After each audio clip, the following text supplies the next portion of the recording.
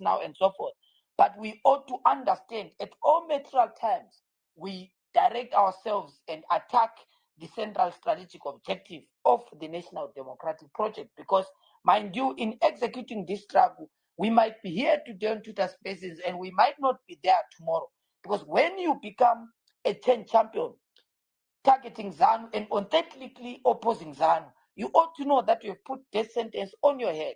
So the reason why we live the life we live today, because we understand you are constantly under surveillance. We understand that we might be here today and we might not be there tomorrow. But we know that if they kill us, they're not going to kill the idea of democracy. They killed Lenmo Jongwe, they killed President Tsvangirai, they killed all these revolutionaries, particularly in the democratic family. But the struggle, we have to continue. Some will come and take over the struggle and advance it, because that is the nature of the democratic struggle and the processes that we're engaged on.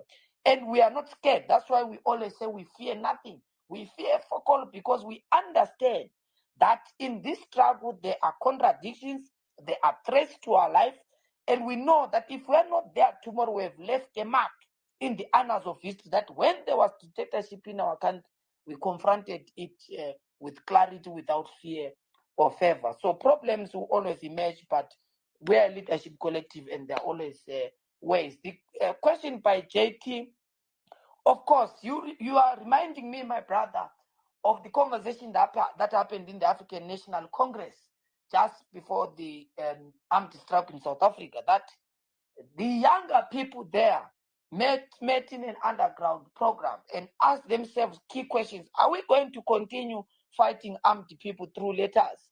And that is what necessitated the change of the method of struggle for the African National Congress from Satyagraha, as was inspired by Mahatma Gandhi, into the key resolutions that they made, including armed struggle, underground operation, and international solidarity. So a movement at all material times will sit down and consider, particularly on those key issues, and the highest organs of the organization ought to meet and make decisions in how we want to engage in the struggle. For now, we have defined our objective, that our objective is to attain political power. Our revolutionary theory is very clear, and of course, our method of struggle is through the power of the people and the vision of transformation.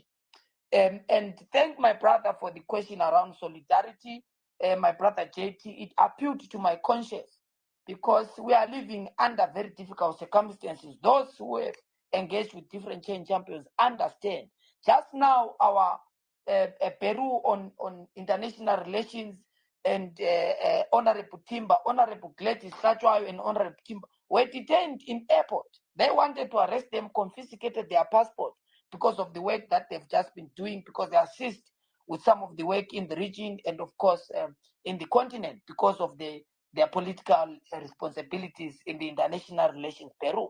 So I'm saying this to dramatize the extent and the direct threat to the lives of people who are engaged in this struggle on a day-to-day. And that's why it's important to understand and to appreciate, on behalf of the Triple C Leadership Collective and on behalf of different change champions, the solidarity that you guys have given us, the solidarity that we have been given. Because moral support is important. You might not even donate, you might not even participate physically in the struggle, but just to give moral support to those who are engaged day to day to the struggle is important, because this is what fertilizes and gives soul to the struggle and fertilizes our struggle to go forward. So it's important to give each other solidarity as Zimbabweans. We might have our differences, but broadly as a society, we must be able to unite towards the particular goal and objective to liberate our country.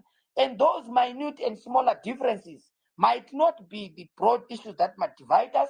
Yes, it's important for people to have different views and opinions about how we must execute the struggle. That's why, as a leadership, we've made the decision not to criminalize those people, because we understand that, yes, I might have my differences with Alexio or Ngobizita or my brother Kuda or Lighthouse or, Audrey, as I see people here. I might have differences on how they propose, but we are all together united, Dr. PT, on the collective agenda to liberate ourselves. That is the broad goal. Whether Dr. PT wakes up tomorrow saying, I no longer want to wear yellow, I want to wear pink because I support cancer and I want to be permanently associated with that. Or my brother Gerard says, I don't agree with the decision to disengage or to engage, or my brother Freelance say, I'm not agreeing with Ostallo supporting Highlanders. I want him to support Dynamos. It happens. Those are minor differences that must not stop us to unite on the collective agenda to liberate ourselves. Look at what's happening to people who are in the industry right now. I saw a post that came from my brother Tinashe Mtaris about running for 7 days without electricity, right? So we might, be engaged in this struggle differently, but this is what is happening to business on day to day. You might have money, but when you go to the bank, you can't take your money in the ATM. The bureaucratic red tape will still affect you. You might be in business, you might not worry about what happens in politics, but politics will come to you, because the problem in this country, it is the politics stupid. So we might be a journalist and say, I don't want to be engaged on these issues, but it will come to you, because when you get meager salaries, when you're being sexually harassed by your bosses that give us sexual favors so that we promote you in the national broadcaster. The national broadcaster is there on the basis of taxpayers' money. And how do we allow, and we're going to be raising this issue in our portfolio committee on media, that how does a person in ZBC say someone must give me a sexual favor to move from Bulawayo to come to Harare? And more importantly, why does someone has to look for greener pastures to move from Bulawayo to Harare when, if our country is devolved? Why can't we make sure that Montrose studios in Bulawayo are built sufficiently for people to enjoy work there? But it shows you that centralization is a problem to the level and extent that people have to lose their dignity. People have to sacrifice their bodies to get favors whom they qualify on the basis of merit. So for me, this is our plea and this is our position from CCC. Yes, people might differ, and it is important to differ, because out of those differences, we are able to build our collective agenda. We are able to build our movement. Because whether I don't like certain individuals, this is their party. This is the citizens' movement. It is the home for the oppressed. It must be the vehicle for the oppressed. It must be vehicle for the downtrodden to find an alternative voice. So we ought to make sure that we are accommodative to those views, and we ought to make sure that we are uniting citizens. We are uniting Zimbabweans. It doesn't matter. It might be difficult. There is no struggle without pain. There is no struggle without bruises. That's why Samora Machel said it to fellow change champions and revolutionaries who are fighting today, speaking at the time that when bullets begin to flower, the struggle in Zimbabwe is our struggle. So we give each other solidarity with the suffering masses of Mozambique, with the suffering citizens of Western Sahara.